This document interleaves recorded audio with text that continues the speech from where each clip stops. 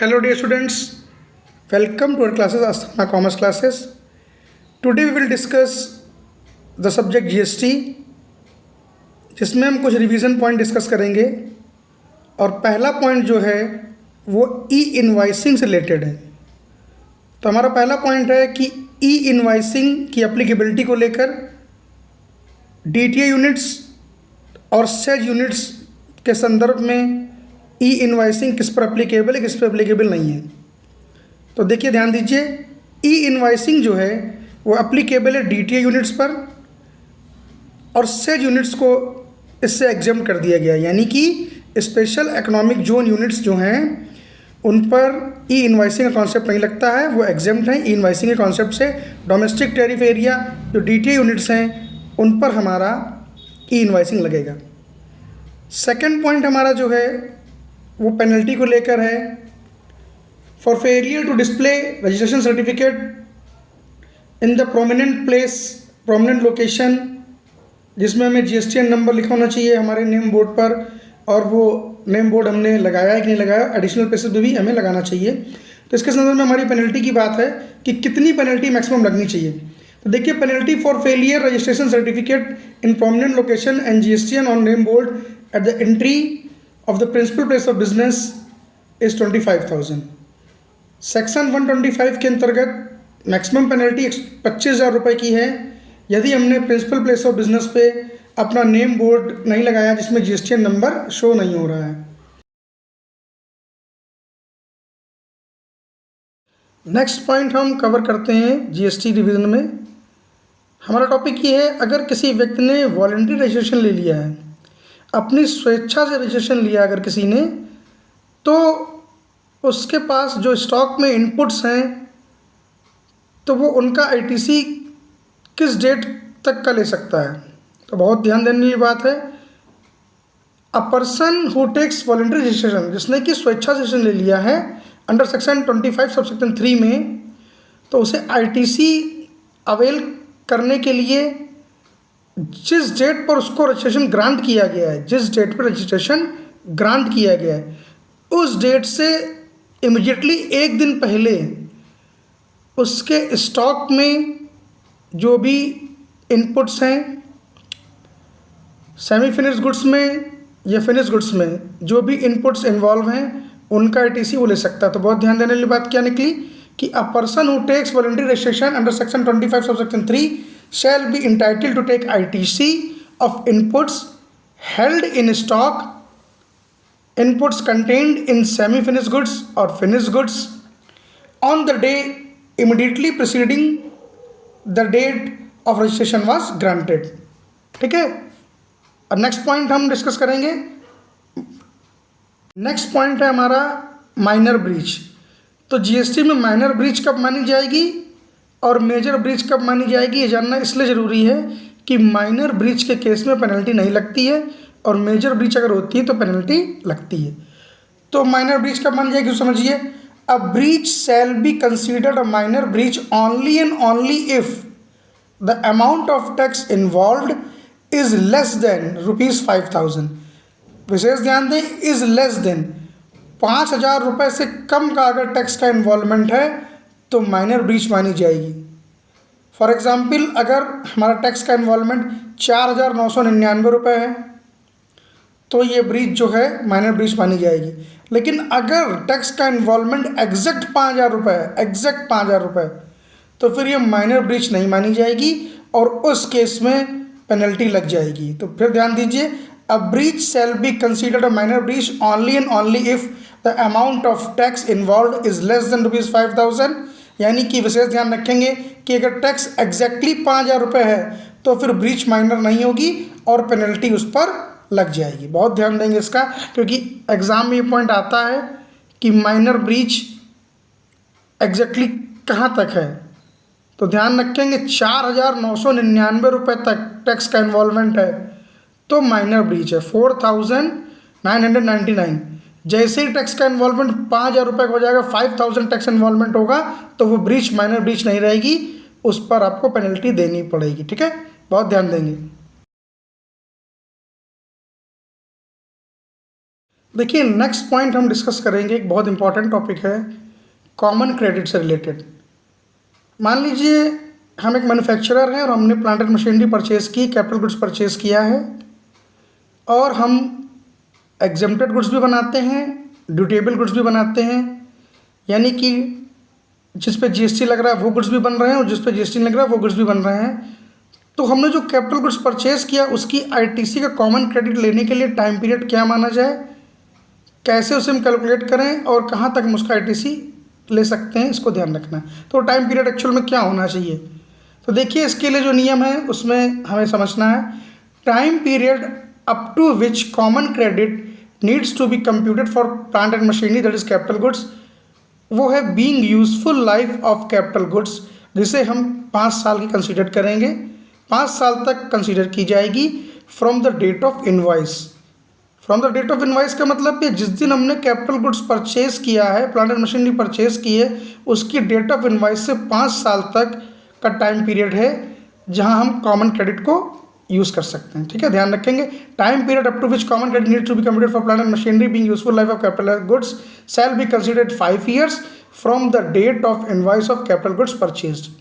ठीक है, अब नेक्स्ट पॉइंट हम place of supply of service related पढ़ेंगे। एक इंपॉर्टेंट पॉइंट है इसमें, ये इन्वॉल्वमेंट देखना है अगर कि ट्रेनिंग एंड परफॉर्मेंस अप्रेजल, हमने किसी रजिस्टर्ड पर्सन को ट्रेनिंग और परफॉर्मेंस अप्रेजल की सर्विस दी है, तो place of supply of service क्या होगा, उस रजिस्टर्ड पर्सन की लोकेशन, यानी कि उस रजिस्टर्ड पर्सन ने जिस स्टेट में जीएसटी की लाइसेंस ले रखा है वो उसका place of supply of service बन जाएगा। तो ध्यान दीजिए, the place of supply of service in relation to training and performance appraisal to a registered person shall be the location of such a registered person, that is the place where the registered where he get registration under GST। ये section 12 subsection 5 of the IGST 2017 में ये point है, इसको बहुत ध्यान देंगे क्योंकि देखिए place of supply of service में एक बहुत इंपॉर्टेंट पॉइंट है ये ट्रेनिंग एंड अप्रेजल के कॉन्सेप्ट में। तो ध्यान रखेंगे कि location of the registered person, ठीक है, जिसको हम सुविधा दे रहे हैं, उसका जो प्लेस है वो place of supply of service होगा। ओके, अब नेक्स्ट पॉइंट डिस्कस करते हैं। नेक्स्ट पॉइंट हमारा ई वे बिल से रिलेटेड है। बहुत ही ध्यान देने वाली बात है, ये नॉर्मल क्वेश्चन भी है और इम्पॉर्टेंट भी है, एग्ज़ाम में पूछा भी जा सकता है, और as a student GST subject में आपको इसकी नॉलेज 100% होनी चाहिए, चाहे आप सीए इंटर कर रहे हो या सीए फाइनल कर रहे हो। तो देखिए validity of e way bill, यानी कि ई वे बिल जो जनरेट हो रहा है वो कहाँ तक वैलिड है, किस डेट तक वैलिड है, कितने दिनों के लिए वैलिड है अगर ई वे बिल जनरेट होता है। तो विशेष ध्यान दें, इसमें कॉन्सेप्ट क्या है, अगर 200 किलोमीटर तक के लिए ट्रांसपोर्ट हो रहा है गुड्स, तो ई वे बिल कहाँ तक है वैलिड, और 200 किलोमीटर से आगे अगर जा रहा है हमारा ट्रांसपोर्ट तो ई वे बिल कहाँ तक वैलिड है।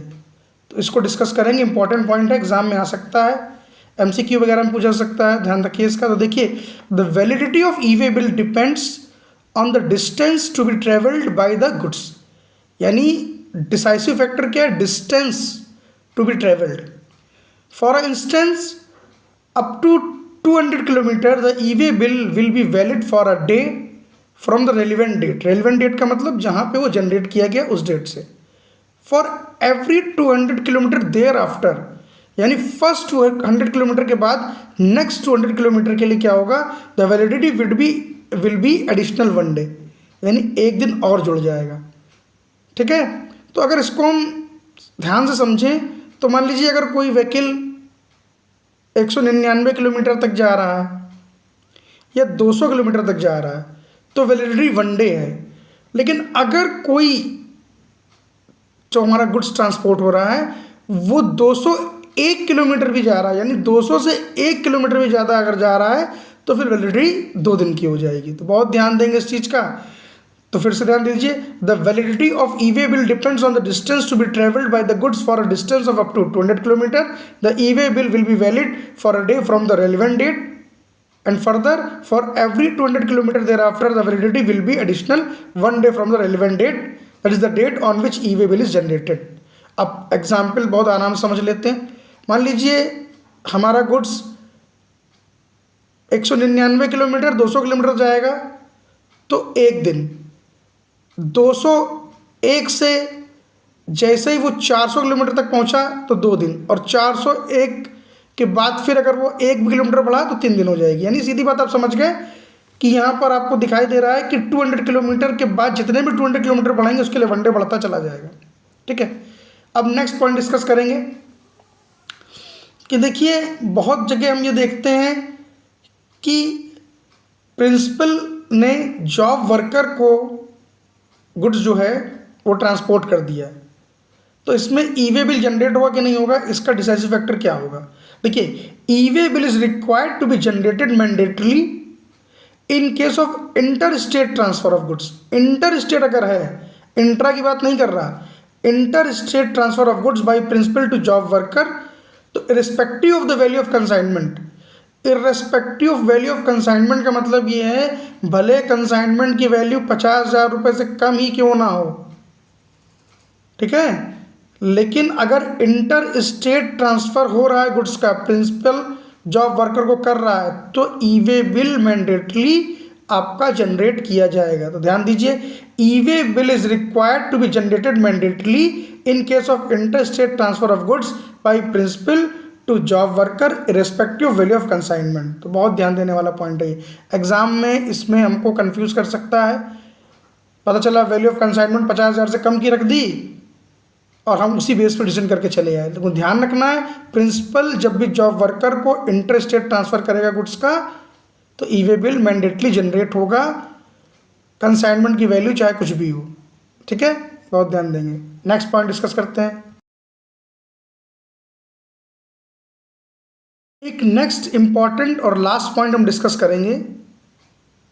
देखिए अगर हमें कोई ऑर्डर आता है और वो ऑर्डर हमारे खिलाफ आता है, उस ऑर्डर में हमसे डिमांड की जा रही है टैक्स की, इंटरेस्ट की, फ़ाइन की, फ़ी की, पेनल्टी की, और हमें उस टोटल अमाउंट में कुछ डिस्प्यूट है, कुछ पोर्शन हम स्वीकार कर रहे हैं, कुछ डिस्प्यूटेड है, तो देखिए हम pre deposit as a appellant क्या रकम करें कि जिससे कि हम अपीलेट अथॉरिटी के सामने अपनी फ़ाइल का बिफोर फाइलिंग हम कर सकें जाके अपील के. देखिए तो अपील फाइल करने से पहले क्या प्री डिपॉजिट करना है ये ध्यान देंगे. 2 बातें हैं, दोनों को एक साथ जोड़ के समझेंगे. पहली चीज़, उस ऑर्डर में, उस इम्पेंडेंट ऑर्डर में जितना हिस्सा हमने स्वीकार कर लिया है टैक्स का, इंटरेस्ट का, फ़ाइन का, फ़ी का, पेनल्टी का, यानी हमने मान लिया है कि भाई इतना तो हमें टैक्स देना ही देना था, इतना इंटरेस्ट जाएगा उस पर, इतना फ़ाइन, इतनी फ़ी, इतनी पेनल्टी, और डिपार्टमेंट लगा दी, हमने स्वीकार कर ली है, तो full amount of that tax, interest, fine, fee and penalty arising from the impugned order as is admitted by us, ये हमें जमा करनी ही करनी है. जितना हमने खुद स्वीकार कर लिया उतना हमें पूरा जमा करना पड़ेगा, क्योंकि हमने खुद स्वीकार कर लिया है कि भाई हमारा इतना टैक्स आना चाहिए, इतना इंटरेस्ट, फाइन, फी, पेनल्टी में पे करनी चाहिए, और अगर डिपार्टमेंट लगा दिए तो उतना हम पे करेंगे. अब मामला कहाँ पे फंस रहा है कि जो विवादित है, जो डिस्प्यूट में जितना हमने स्वीकार नहीं किया, तो जितना हमने स्वीकार नहीं किया, तो जितना टैक्स हमने स्वीकार नहीं किया, बहुत ध्यान देंगे यहाँ पे सिर्फ टैक्स की बात करनी. जो डिस्प्यूटेड टैक्स है, डिस्प्यूटेड अमाउंट ऑफ टैक्स जो इन्वॉल्व ऑर्डर में, उसकी बात करनी है. तो जितना sum equal to 10% of remaining amount of tax in dispute, तो कुल मिला के remaining amount of tax in dispute जो है उसका 10% हमें एडिशनल और जमा करना पड़ेगा. यानी जितना टैक्स हमने स्वीकार नहीं किया उसका 10% हमें और जमा करना पड़ेगा. और विशेष ध्यान देना है यहाँ पर कि डिस्प्यूटेड वाले पोर्शन में इंटरेस्ट, फाइन, फ़ी और पेनल्टी, इसका कोई परसेंटेज जमा नहीं करना है. तो मोटी मोटी बात एक बार कायदे से रिवाइज कर लेते हैं. क्या है कि पेनल्टी अराइजिंग फ्रॉम इम्पेंडेंट ऑर्डर जो हमारी हुई है और जो हमने एडमिट कर ली है, the full amount of tax, interest, fine, fee and penalty arising from the order as admitted by us, ये हमें फुल जमा करना है. और sum equal to 10% of the remaining amount of tax in dispute. 10% of remaining amount of tax in dispute, जितना disputed है उसका 10% additional जमा करना है। अब इन वैल्यू में देख लीजिए, सब्जेक्ट टू मैक्सिमम कितना होगा, मैक्सिमम 25 करोड़ होगा। अगर ये IGST है तो ये 50 करोड़ हो जाएगा, जस्ट डबल हो जाएगा। तो ध्यान रखेंगे।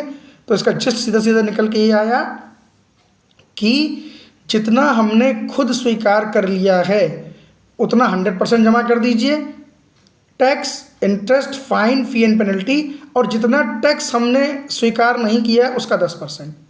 बहुत ध्यान ये रखना है कि डिस्प्यूटेड वाले पार्ट में कहीं भी गलती से भी इंटरेस्ट, फाइन, फी, पेनल्टी को नहीं कैलकुलेट कर लेंगे, ठीक है। और मैक्सिमम वैल्यू में 25 करोड़ नॉर्मल है और IGST तो 50 करोड़ है। तो होप आपको ये क्लास अच्छी लगी होगी। तो ऐसे ही इम्पॉर्टेंट रिवीजन पॉइंट डिस्कस करने के लिए आप हमारे चैनल अस्थाना कॉमर्स क्लासेस को please like, subscribe and share कर दीजिए। ये आपके एग्ज़ाम में काफ़ी बेनिफिशियल होने वाली क्लासेस हैं। मैं लगभग वही पॉइंट डिस्कस कर रहा हूँ जो एग्जामिनेशन में पूछे जा सकते हैं या अधिकतर पूछे जा रहे हैं, ठीक है। Thank you, thanks a lot for watching my classes. आगे की वीडियो को देखने के लिए हमारे चैनल पे बने रहिए और ऐसे ही रिवीजन पॉइंट्स आपको GST में, डायरेक्ट टैक्स में, अदर सब्जेक्ट में हम आपको प्रोवाइड करते रहेंगे। Thank you, thanks a lot for watching my classes. Thank you, thanks a lot.